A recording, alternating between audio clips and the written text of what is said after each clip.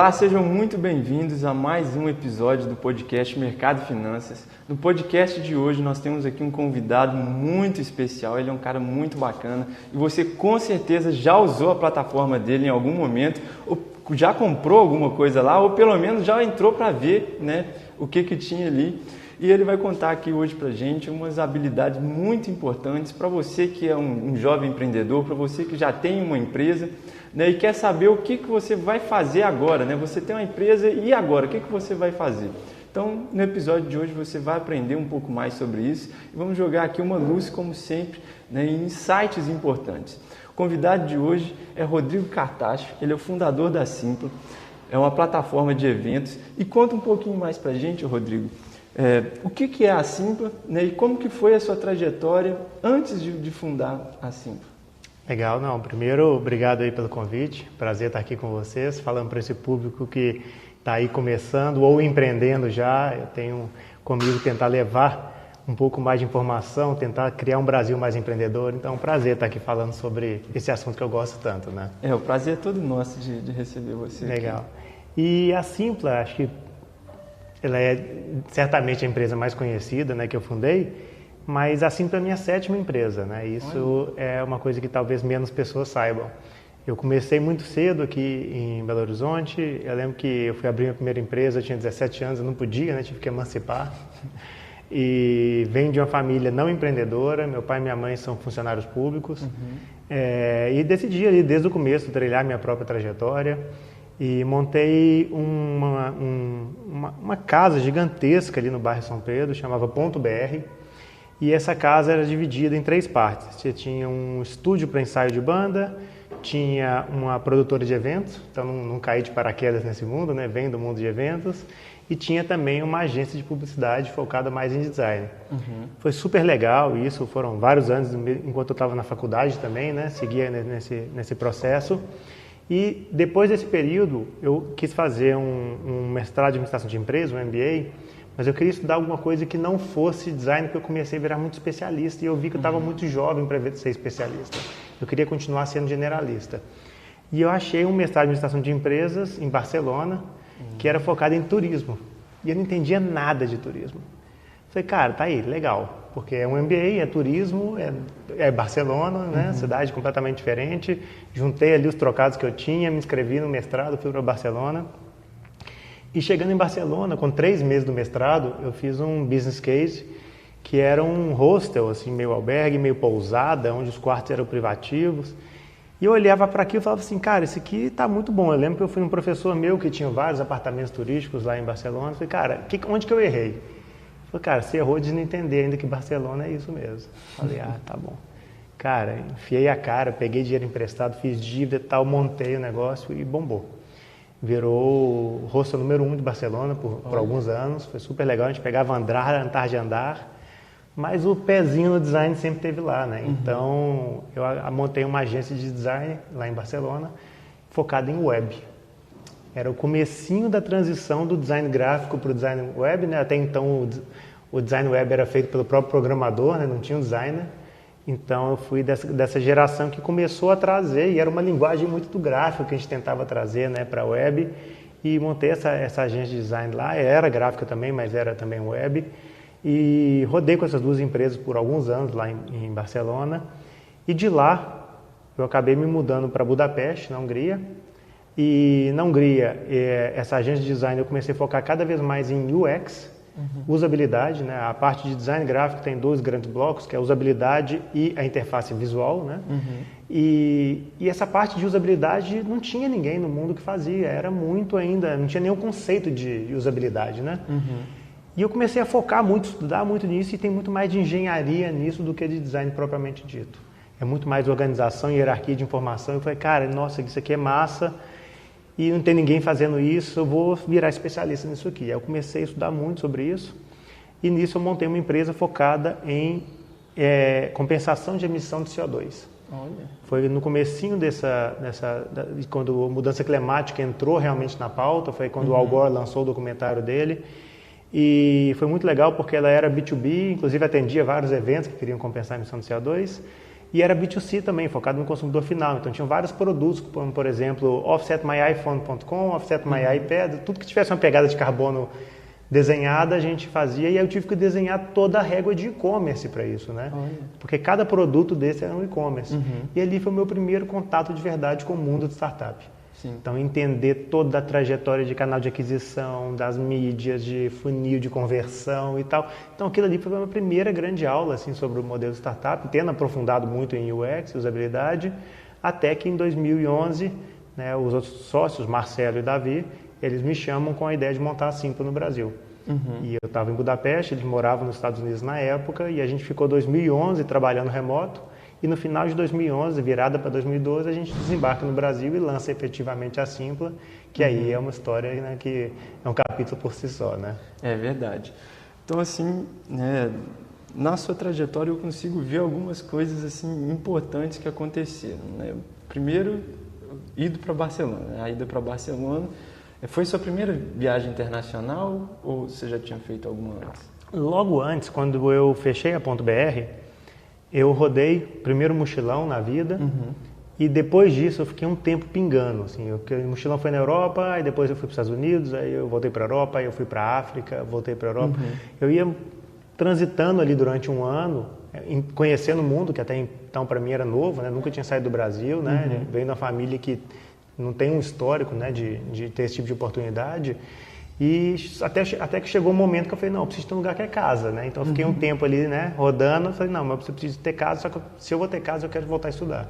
E ali foi essa junção com o mestrado em Barcelona. Porque eu vejo assim, uma viagem internacional, ela abre a cabeça das pessoas, assim, para você ter ali noções, né, que vão, insights que vão muito além do que você está acostumado aqui na sua cidade ou até no Brasil mesmo, no geral. Né? Então, se você tem uma oportunidade de fazer uma viagem internacional, um mestrado internacional, de fato, tem que abraçar essa ideia que você vai abrir sua cabeça assim, né, para ter vários insights diferentes ali.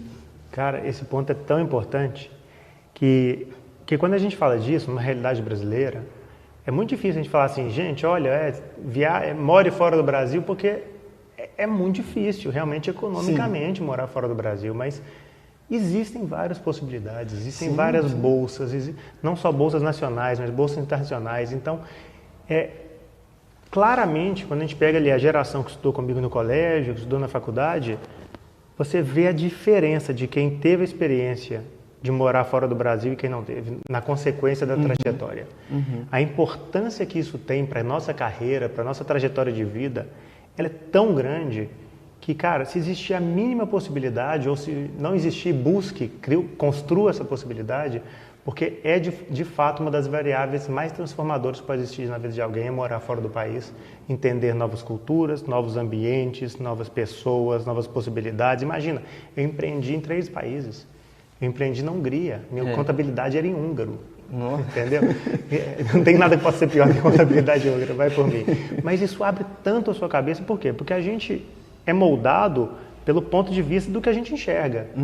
E a gente acha que aquilo ali é uma verdade absoluta. E quando você vai para esse tipo de ambiente, você expande e descobre que o que você enxergava era só um pedaço.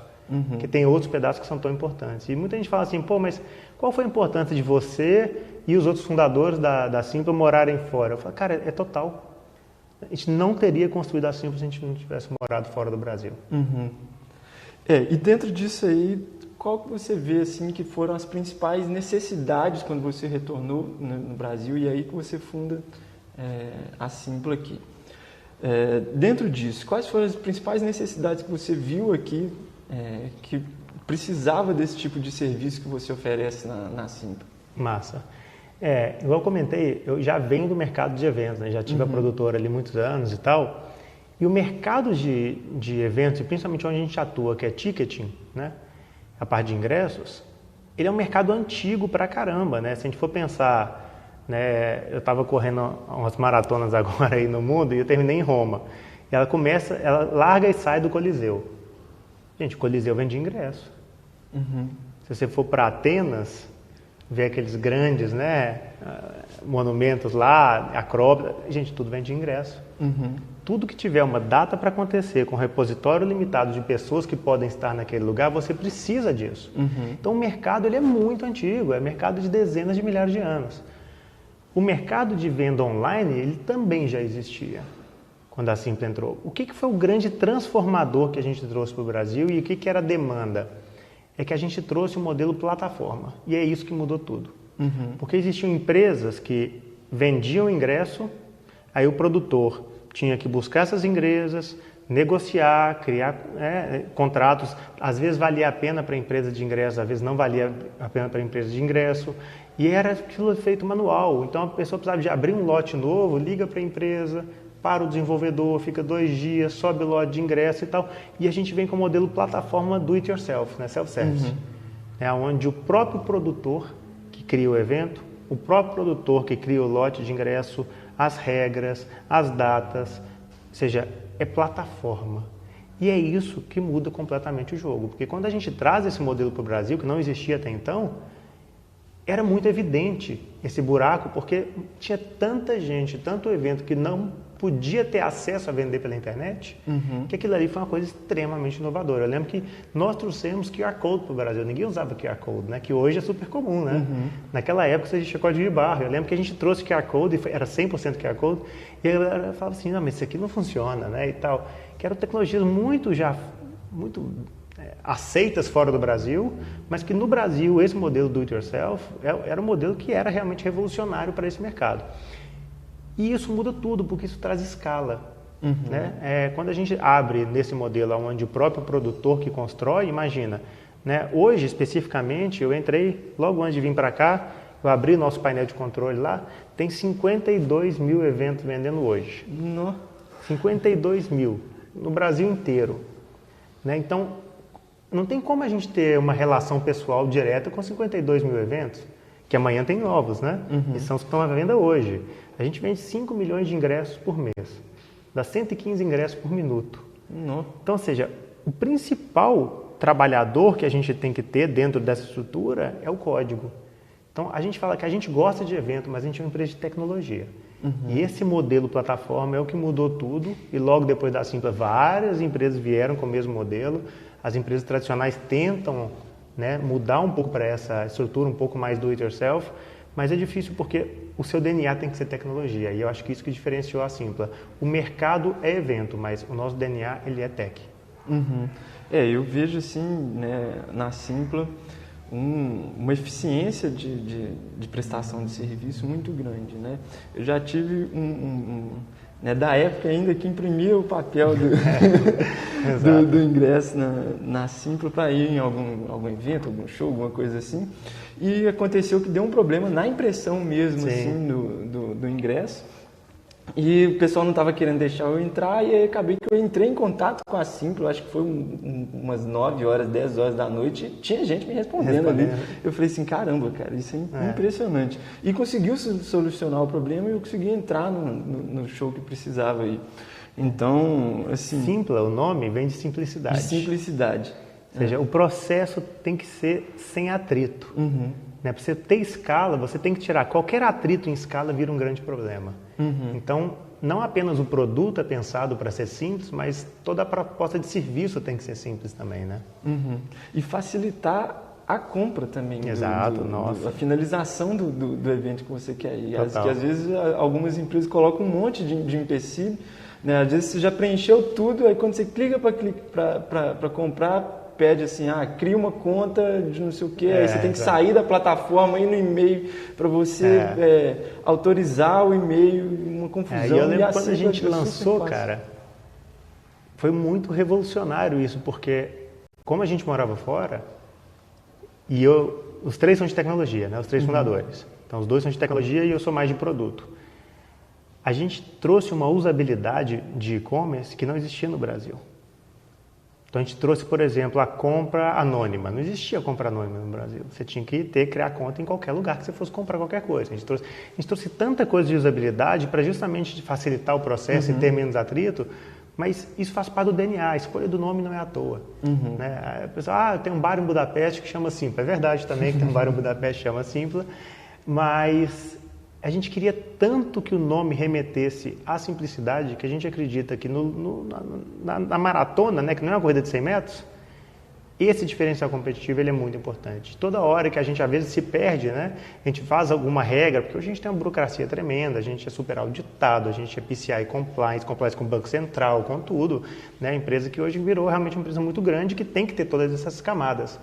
Mas como que a gente mantém essas camadas sem perder a simplicidade? Esse é um desafio tremendo que na hora que você estiver na dúvida tem que garantir que, cara, o DNA da simplicidade tem que ser o que tem que ser o norte. Né? E dentro dessa maratona, né, que não é uma corrida de 100 metros, que às vezes muitos empresários, né, querem ter ali um retorno imediato, uma coisa nesse sentido, né, dentro dessa maratona, dá um panorama para a gente de como foi os 12 anos, né, da Simpla, porque eu vejo que dentro desses 12 anos também teve ali pandemia, teve um monte de situações diferentes. Dá um panorama assim, rapidinho para a gente desses 12 anos. Nossa, é muita coisa, né? Nesses 12 anos, muitas fases diferentes. Mas eu acho que tem blocos que são muito claros, são muito evidentes, assim, e eu acho que é muito interessante isso, porque tem muita intencionalidade em cada bloco, sabe? E hoje eu dou consultoria, sou investidor de várias empresas, e a importância dessa intencionalidade nas decisões ela é muito, muito, muito importante. Quando a gente lançou em 2012, a gente lançou uma plataforma focada no pequeno produtor de evento, na cauda longa, né? O long tail conceito. Que a cauda longa é aquele pequeno produtor em escala. Isso funcionou muito bem e a gente focou em produto. Então, 2012, 2013 e comecinho de 2014 a gente focou muito em produto. A gente falou, cara, temos que ter o melhor produto e o melhor serviço. Ponto. Dezenas de concorrentes super capitalizados e tal, e a gente com o nosso capital próprio, o Bootstrap, cara, não importa, vamos fazer o melhor produto, melhor produto, melhor produto.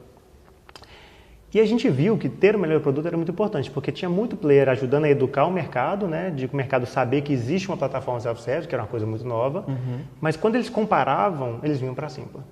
Então, foi uma decisão super acertada. Só que algo aconteceu em 2014 que a gente não planejava originalmente, que era o mercado dos eventos médios também estava não atendido pelas empresas tradicionais.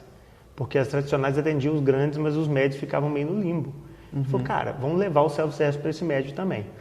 E aí em 2014, a gente começa a atender os médios eventos. A gente sempre foi muito horizontal, então a gente tem entretenimento, corporativo, esportivo, mas a gente pegava o pequeno e a gente começou a pegar os médios também nessas 3 verticais. E a gente, cara, que massa, funciona, obviamente que a gente teve que adicionar alguns serviços, porque aí o full self-service já não funciona full, chega na hora da ponta, eles precisavam de equipamento emprestado, eles precisavam de imprimir um ingresso físico, então tinha um pouco de serviço, perda de escalabilidade ali, mas a gente viu, cara, o mercado tá pronto para receber o que a gente tem de propósito de valor. E aí, em 2014, a gente focou muito nisso, a gente distanciou completamente na cauda longa, muito forte. E em 2015, a gente falou, cara, do mesmo jeito que a gente fez com os médios, dá para a gente crescer para os grandes. No Brasil, tem um buraco tremendo e essa plataforma self-service vai funcionar para o grande também.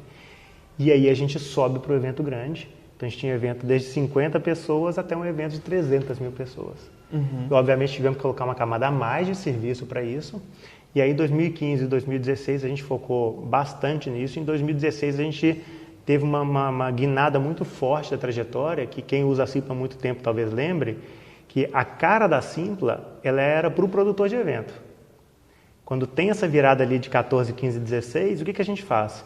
A gente vira toda a cara da Simpla para o consumidor final.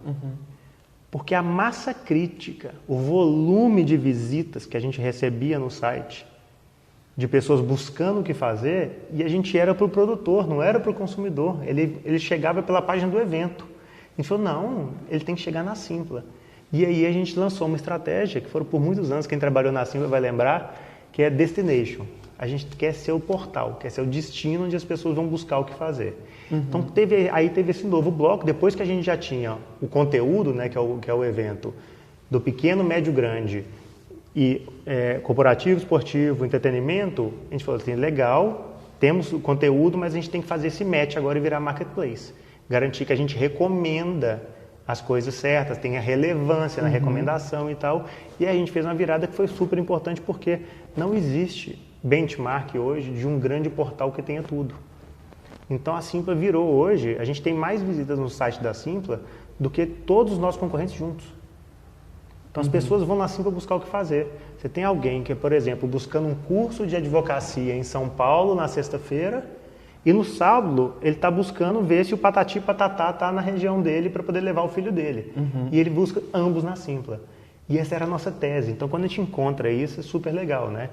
E aí a gente focou muito nisso, nessa virada do B2C até 2019 e aí veio a pandemia. E a pandemia é algo que a gente sempre fala que empreendendo sempre vai ter um problema maior, né? E a gente lidou com problemas muito grandes, mas quando vem a pandemia, fala assim, não tem como ser maior que esse, né? Nossa atividade econômica teve proibida por 1 ano e meio. 500 funcionários. Nossa. Atividade econômica proibida por 1 ano e meio, sendo que naquela época ninguém sabia se ia durar 2 semanas, 2 meses ou 2 anos. 2 anos é algo que ninguém pensava. Então, lidar com esse nível de incerteza, porque ninguém conseguia enxergar, você não tinha visibilidade, né? Era incerteza pura. Foi um MBA tremendo que eu falo, cara, foi um aprendizado incrível, que vivido uma vez está ótimo, não preciso de viver de novo. Foi muito duro e principalmente sendo líder de mercado, a gente tinha uma responsabilidade além da Simpla, né? Uma responsabilidade de garantir o mercado funcionando, o mercado vivo. Porque não era só a gente que estava sofrendo, a gente era grande, a gente tinha um pouquinho de gordura ainda ali para poder queimar e passar por aquilo, mas a maioria dos nossos produtores não tinha. Então, como que a gente faz para poder manter o mercado vivo? Eu lembro que quando veio a pandemia, foi dia 13 de março, quando tudo fechou, sei lá, 1 semana, 10 dias depois, a gente já lançou o Simpla Streaming para os eventos acontecerem online. A gente já estava trabalhando nisso desde janeiro. Né? A gente antecipou bem a pandemia que ela chegaria no Brasil. E logo depois a gente lançou o Simpla Play. Então, eram maneiras de manter não apenas a Simpla viva, mas garantir que os produtores também conseguissem sobreviver aquele período.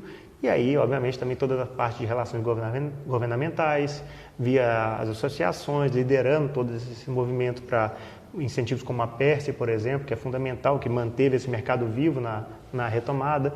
Então, uma responsabilidade que quanto maior você é e quanto mais líder você é, maior a sua responsabilidade, além da sua própria empresa, mas também perante o mercado, né? Então, foi um período super desafiador, mas eu acho que a gente passou dentro do possível muito bem até por ele. E depois, quando veio a retomada especificamente, a gente já tinha dado uma mexida muito grande na empresa, que é, ok, aquela fase que é cresce e só olha para crescimento, já não funcionava porque a gente estava no mercado fechado. O que a gente teve que fazer? Eficiência financeira. Então, a gente virou a empresa muito forte para crescimento sustentável. E logo depois disso, veio aquele inverno tech, que está aí até hoje, onde não é quanto você cresce que importa, mas é garantir que você também é sustentável financeiramente. Né? Um foco muito mais em EBITDA do que na linha de cima de receita especificamente. Só que a Simpla já tinha feito essa virada na pandemia, obrigatoriamente, né? Não tinha opção de não fazer essa virada. Então, foi muito bom porque a gente reestruturou muito a empresa num foco de eficiência. E agora não, agora a gente volta a crescer, mas com a mesma cabeça de sustentabilidade. Então, crescimento sustentável é o grande norte que a gente vem lidando hoje, que é garantindo que a gente nunca pode, de novo, perder esse nível de eficiência, mas, obviamente, a empresa é feita para crescer e a gente tem anos-luz aí pela frente de crescimento ainda. E dentro dessa questão do crescimento em si, né, eu quero voltar, né, no começo. Como que foi a questão do investimento inicial ali? Foi todo seu? Você tinha alguns sócios? Né? Você falou que tem outros sócios. Né? Ele era seu irmão? Como é que era? Como é que foi esse início de vocês? Legal. Os fundadores somos 3, que são o Marcelo, que é meu irmão, o Davi, argentino, e eu. A gente colocou um capital ali inicial, nem lembro quanto foi, mas era mais simbólico do que tudo. E até 2016, quando a gente recebeu o primeiro investimento mesmo da Simpla, ou seja, de 2011 até 2016, nós 3 bancamos a Simpla. Então, a gente não tinha salário até 2016, de 2011 a 2016, ao risco do empreendedorismo, né? E a gente colocava, injetando ali um pouquinho que precisava, né? À medida do tempo, mas era pouca coisa. Mas era pouca coisa para a empresa, mas era muita coisa para a gente. Sim, né? Eu lembro que imagino.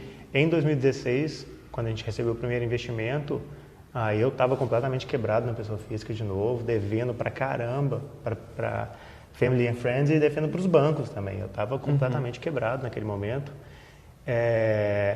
a empresa indo bem, mas eu tendo que sustentar isso, então, me sustentar também, né? Então, os outros 2 fundadores também estavam zerados já nessa época, e aí foi a hora que a gente realmente pegou o investimento. A gente teve um investimento anjo também no começo, foram 3 investimentos dos anjos, 4 investimentos anjos, mas que foram muito pequenos, eram muito mais de pessoas próximas. Antes de 2016. Antes de 2016. Era muito mais de pessoas próximas que a gente trouxe para poder agregar valor e tal, e que hoje até tem uma opinião completamente diferente, não faria isso, não acho que agregaram valor e não vale ali o equity versus o capital daquele momento, no nosso cenário especificamente. Hoje eu sou anjo. Então não é que o anjo em si seja ruim de forma alguma, mas os anjos que a gente foi numa linha que eram anjos que não tinham o profissionalismo necessário para agregar de verdade valor na empresa, né? E aí em 2016 não, 2016 tem essa grande mudança que é quando a gente vai para uma estrutura um pouco mais estava um mercado muito sangrento, a gente tinha os grandes players internacionais atuando no Brasil também, não dava para a gente brigar sozinho mais, a gente precisava de caixa, e aí a gente trouxe a Movile na época, né, que é um braço da Prosus, que é o nosso grande investidor até hoje, é o nosso único investidor, e naquele momento a gente realmente faz uma injeção de capital e ali é para mudar o jogo mesmo. E aí, quando vocês recebem esse aporte ali da Movile, né, o que vocês fizeram com esse dinheiro? Conseguimos afrouxar a gravata, né, conseguimos respirar agora com um pouquinho de caixa. O que você fez ali com esse dinheiro? Você contratou alguém de marketing, você investiu em publicidade, em tecnologia? Como é que foi essa priorização ali para vocês? Massa. É uma coisa que eu acho que é muito boa de você ter sido bootstrap por tantos anos, é que a empresa era muito eficiente, né? Porque quando você não tem dinheiro, você tem que ser eficiente. Então o que a gente queria era não perder essa eficiência de forma alguma. Então quando entrou o dinheiro, óbvio que a gente fortaleceu algumas áreas, principalmente tecnologia, porque a gente não tinha dinheiro para contratar time de tecnologia, que é um time muito caro, né? Então a gente fortaleceu muito nosso time de tecnologia, mas a primeira coisa que a gente fez foi, a gente estava vivendo um momento onde um dos principais players internacionais, ou principal player internacional, entrou no Brasil e virou para marca própria, para um produto próprio e focou no Brasil. E a gente sabe que o mercado da cauda longa, ele é aquele clássico mercado que é o winner take it all, tem um espaço para um ganhador, porque o efeito rede dele é tão grande que se você é o ganhador, todo mundo vê que está tudo na Simpla e vai construir seu evento na Simpla. Então, esse efeito rede ele é tão forte que você tem que ser o ganhador. E naquele momento eles entraram, a gente era 3 vezes maior que o segundo lugar e eles eram um pouquinho menor do que o segundo lugar no Brasil. Então, quando o dinheiro entrou, a primeira coisa que a gente fez foi comprar o segundo lugar. Então, a gente comprou a Eventic, que era a empresa que era um pouquinho maior do que eles no Brasil, e a gente sendo 3 vezes maior que o segundo, compra o segundo e aí a gente vai para muito longe. E foi uma tacada certeira, porque a partir dali, cara, a cauda longa, ela tem um efeito rede muito forte e é muito difícil. Ela tem ali um fosso competitivo tremendo, muito difícil de entrar. Então, acho que foi uma decisão super certeira até que eles desistiram, né? Essa empresa desistiu de focar no long tail no Brasil e foram focar em eventos grandes e depois de um tempo até saíram do Brasil. Eu vejo que, de fato, foi uma decisão assim, muito acertada. Então, logo depois de uma operação de M&A, vocês já iniciaram outra operação de M&A, então isso é muito bacana.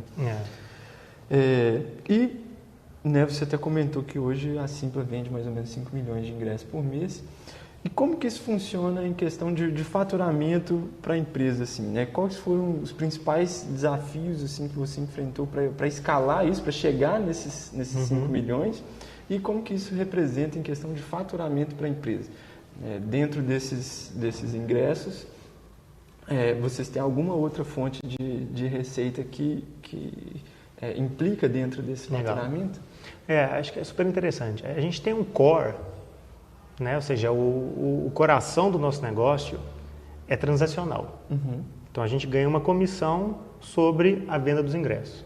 Então a gente tem um volume transacional, a gente hoje vende ali por volta de um pouco mais de 2 bi por ano, né? E não é receita, é o total que a gente vende, né? Transacionado. E dentro daquilo a gente tem a nossa taxa, a nossa comissão. Então aquilo ali é o coração do modelo de negócio.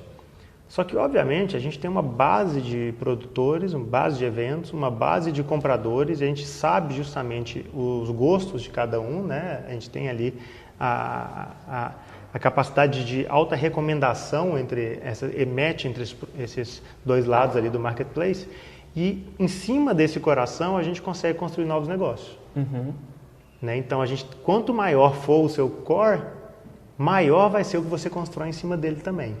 Então a gente tem esse coração transacional e em cima dele a gente vai colocando novas camadas igual a cebola, né? Você vai colocando as camadas em cima, mas quanto maior a sua cebola, a sua camada também aumenta, né? Então é uma estratégia que a gente já vem atuando nela, é muito comum nesse tipo de modelo de negócio igual o nosso, principalmente quando você é marketplace. Só que construção disso, hoje olhar para ela é muito simples, né? Mas a construção dela não é tão trivial, né? Porque para começar, a gente é um business extremamente complexo. Então, a Simpla ela é B2B, né? A gente foca no produtor do evento. Esse B2B é maiúsculo e minúsculo, porque a gente tem um pequeno e um grande produtor de evento. Para esse produtor de evento, a gente é um SaaS, porque ele usa a gente como software as a service, a gente é um software recorrente. Essa pessoa provavelmente tem a aba do WhatsApp aberta no computador e do lado é a da Simpla. Que a da e-mail já é menos, né? E-mail já ficou um pouco em desuso. Mas a da Simpla está sempre aberta, então ele é um software recorrente ali. Para o consumidor final, a gente atende o B2C, a gente é um e-commerce, com todas as regras de e-commerce. Só que a gente conecta esses dois pontos, então a gente é um marketplace. Só que, além disso, a gente é online to offline, ou seja, o evento tem data e local para acontecer físico, né? A entrega dele acontece no mundo offline, e a gente é transacional. E um business transacional no Brasil é extremamente desafiador.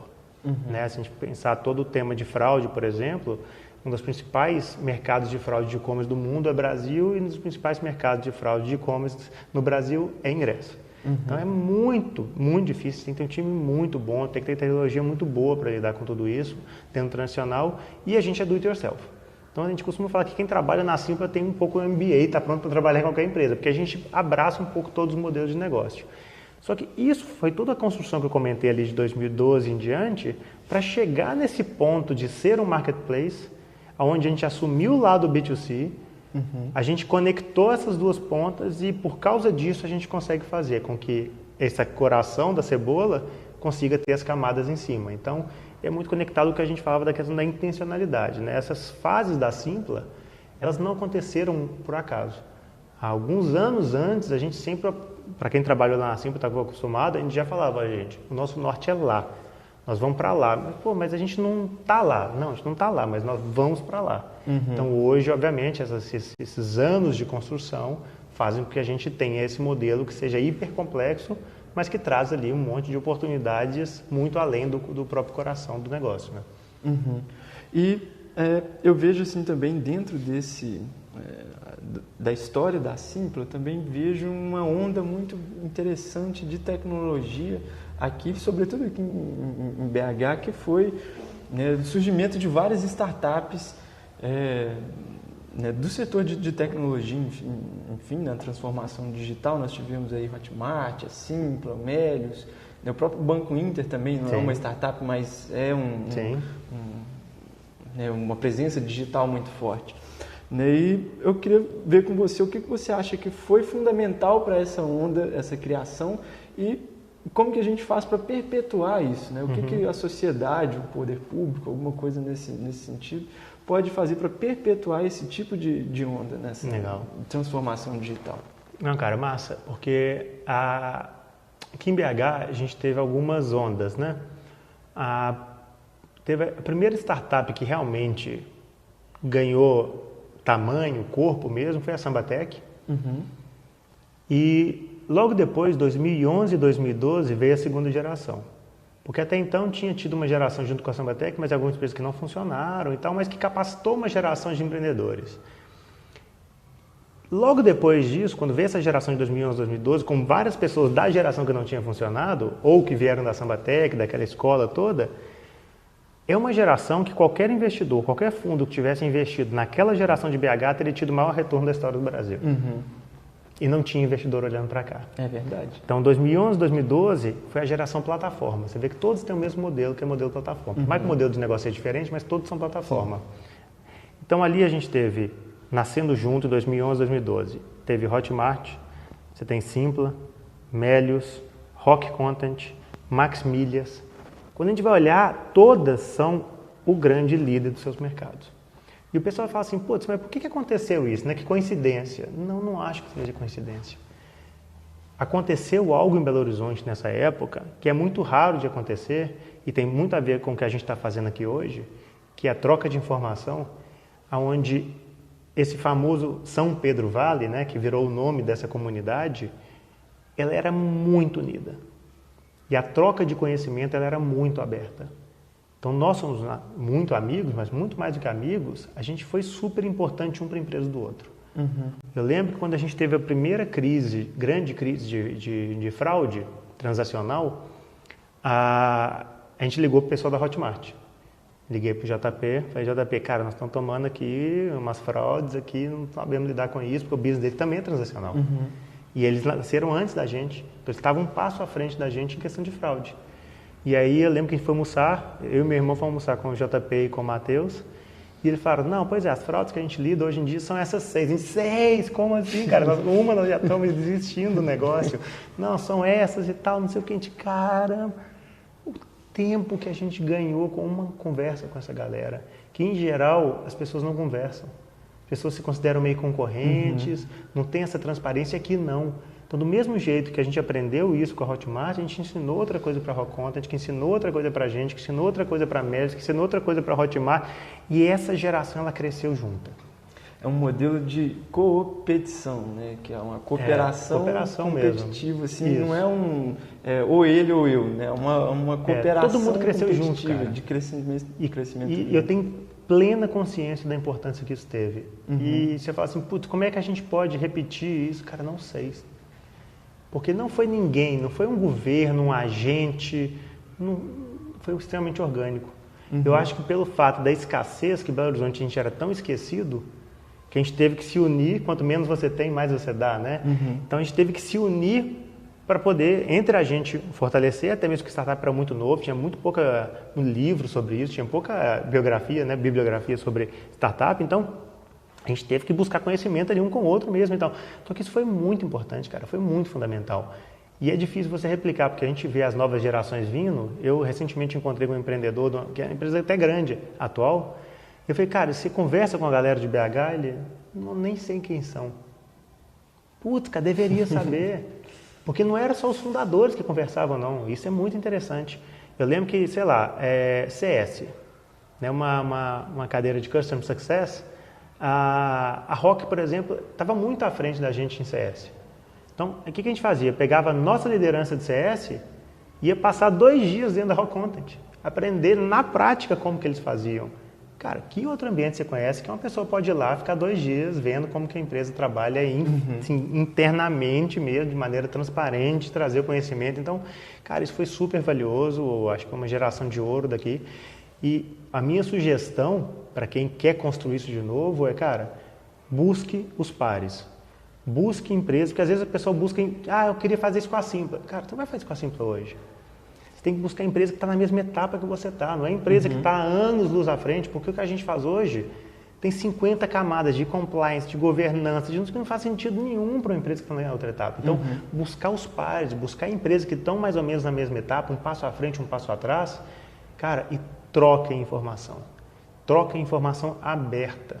Essa coisa do mineiro é desconfiado, olha que engraçado, né? A geração que mais trocou informação é de Minas Gerais. Então, esquece esse negócio de mineiro desconfiado, esquece esse negócio, não vou falar porque o outro vai... Cara, isso não existe, o que importa é quem executa rápido e bem. Então, quanto mais próximo, mais unido for, obviamente com pares que estão mais ou menos na mesma etapa, cara, e buscando conhecimento e buscando mentoria com quem já passou pelos passos, né, que eles estão passando, você vai cortar caminho e vai aumentar a sua chance de sucesso, porque a chance de sucesso já é muito baixa. A gente estava conversando aqui antes do programa. A chance de sobrevivência de uma empresa já é baixa. De uma empresa digital é muito baixa. Então, tudo que você puder fazer para aumentar a sua chance, você precisa fazer. E buscar pares que estão passando pelos desafios parecidos com os seus e buscar pessoas que já passaram por desafios como esse, é uma chance tremenda de aumentar a sua chance de insucesso, né? E, obviamente, ter mais possibilidade de sucesso. E dentro desse ponto de vista de empresas que estão começando ali, né? Tanto você quanto como pessoa física, como a Simpla, faz algum tipo de investimento, seja anjo, seja investimento em startups, criação de novas tecnologias nesse sentido? Legal. Acho que aqui vou dar resposta separada em Rodrigo e Simpla. Né? Eu hoje sou investidor, né? Então eu sou investidor anjo direto, mas eu faço pouquíssimos investimentos direto. Eu estou investidor através de 5 ou 6 fundos, que são fundos de fundadores. Então a minha tese é, quem fundou uma empresa, quem foi empreendedor, consegue gerar muito mais valor do que quem sempre esteve sentado na cadeira de investidor. Não é que o investidor não seja bom, mas o empreendedor que virou investidor, ele tem os dois lados. Né? E existem vários fundos, né, que eu invisto hoje. Tem o Latitude, tem o Canary, Norte, Sasholic. Então são vários fundos formados por essa geração ali de 2011, 2012, né, do Brasil inteiro, que hoje a gente foca em empresas que estão começando. Então, empresa que estiver começando, tiver interesse de mostrar o que está fazendo, né, o portfólio, pode me mandar um e-mail para rodrigo.cartacho@simpla.com.br. Eu recebo e distribuo isso aí para os fundos, né? Eu não faço investimento direto mais, realmente eu já fiz alguns, mas eu prefiro hoje os mecanismos dos fundos para poder fazer isso. E a Simpla, ela olha não com olhar de investimento. A gente sempre tem ali no nosso time de estratégia, a gente aprendeu a fazer M&As, a gente fez 2 M&As, a gente adquiriu 2 empresas ao longo dos últimos anos e, obviamente, a gente está sempre olhando para o mercado, mapeando, e a ideia é que esse tipo de mecanismo de crescimento de M&A que é tão pouco usado no Brasil é um mecanismo que a gente quer sim continuar usando. Então, acho que a gente ainda vai ter muita história para contar aí pela frente. Eu venho do mercado de M&A também, eu sou advogado com especialização em fusões e aquisições. E assim, eu vejo que o Brasil tem um potencial assim, muito grande para operações de fusões e aquisições, e às vezes as pessoas não sabem nem o que significa fusão e aquisição. Né? Então, principalmente para quem está começando, isso é muito importante, você preparar ali, né, fazer a sua empresa, né, e estar buscando um fundo de investimento, entender, né, o que esse fundo quer saber, né, e já levar mastigado assim, para o fundo, porque às vezes você quer ter um investidor ali, você não sabe como que você vai comunicar para ele, tudo isso, e de fato as pessoas têm que ter esse cuidado na hora de trazer o investimento para si, porque de fato é muito benéfico e um investimento, né, pode fazer totalmente a diferença na vida,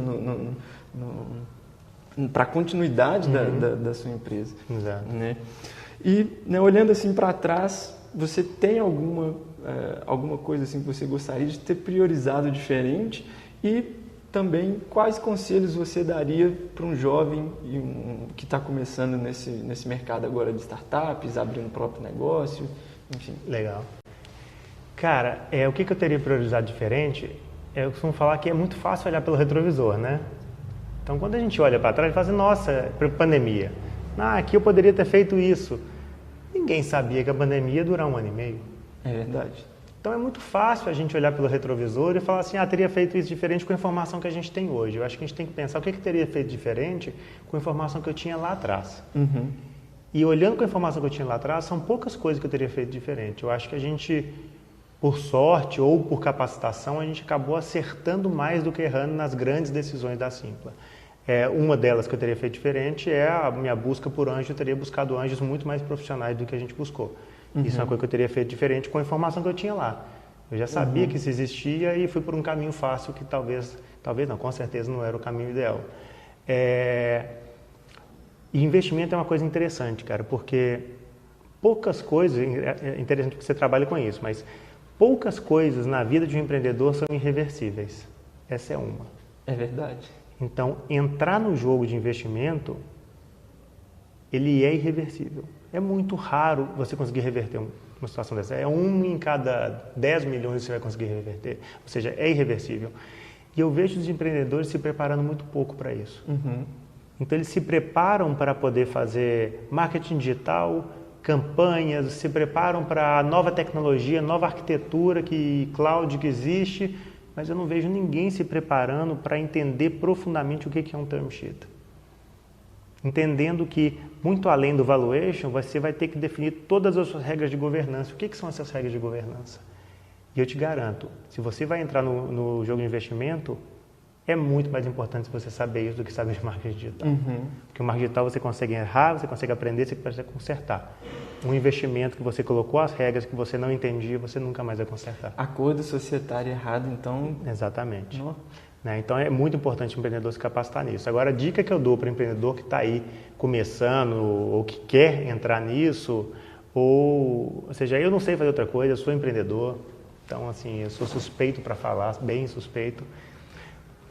Mas eu acho que quem quer empreender e aumentar grandemente a sua chance de sucesso e está ali nos seus 20 anos, cheio de vontade, antes de empreender, trabalhe em uma startup.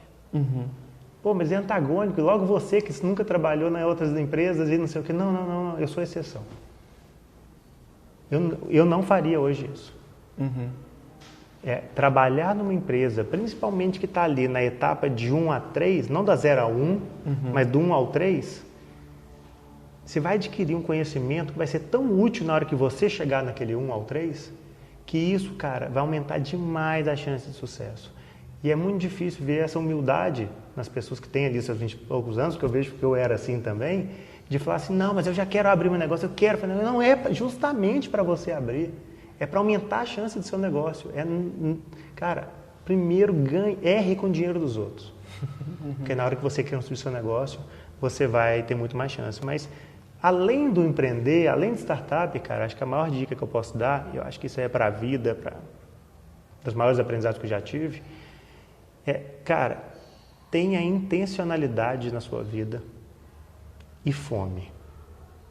A gente vê uma geração, cara, que reclama de que isso aqui é difícil, isso aqui não sei o que, porque isso aqui eu tenho menos, isso aqui para mim não sei o que. E, cara, esquece, o mundo não é justo. Esquece. A gente faz muito, e eu faço vários trabalhos, inclusive, para tornar o mundo mais justo, mas ele não é. Nós temos que construir o nosso próprio caminho. Nós construímos nossa própria jornada. Independente do que a gente tiver à volta, nós temos que correr atrás com intencionalidade e fome para construir. Então, se você entra para trabalhar numa empresa com intencionalidade e fome, você sabe o que você quer aprender ali, você sabe o que você quer fazer, você está com fome. Depois, cara, eu vou morar fora do Brasil. Mas para mim é muito difícil e tal, não sei o quê. Beleza, se vira, meu amigo. Tá cheio de bolsa de estudo, arruma bolsa de estudo, arruma alguém para te dar uma carta de recomendação, vai com fome, vai com intencionalidade, não espere que a vida escolha por você. Você tem que traçar o seu próprio caminho. Se você escolher se você deixar que a vida escolha por você, a chance que essa escolha seja para onde você gostaria de ir é muito baixa. E lá na frente você vai olhar para trás e falar assim, putz, ali eu podia ter escolhido.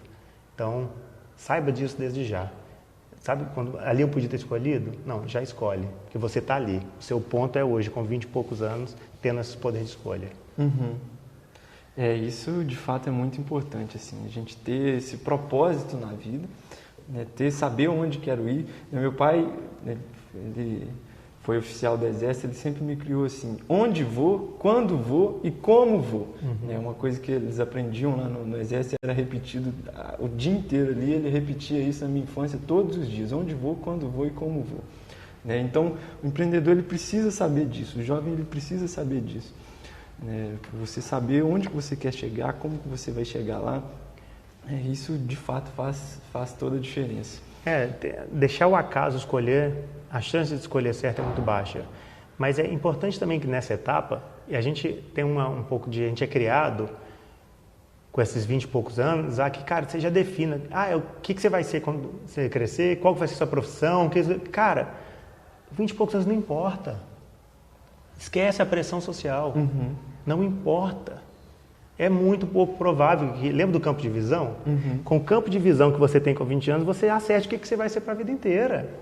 O que você é bom? Óbvio que não. O que você tem que fazer quando você tem 20 e poucos anos? Ampliar. Sim. Ampliar o campo de visão. Então, trabalhar em várias empresas de vários modelos de negócio. Eu quero montar uma startup. Beleza, trabalhe em várias startups com modelos de negócio diferentes, em etapas diferentes. A questão de morar fora do Brasil vai te ajudar a ampliar. Eu fui estudar um mestrado em administração de empresas de turismo. Por quê? Porque eu não queria ser só designer. Então, na dúvida, amplie. Quando você tem 20 e poucos anos, na dúvida, sempre amplie. Só que a sociedade sempre empurra a gente para tentar transformar a gente em especialista desde o ponto zero. Esquece, cara. Esquece a pressão. Não é agora que você tem que viver uma vida linear.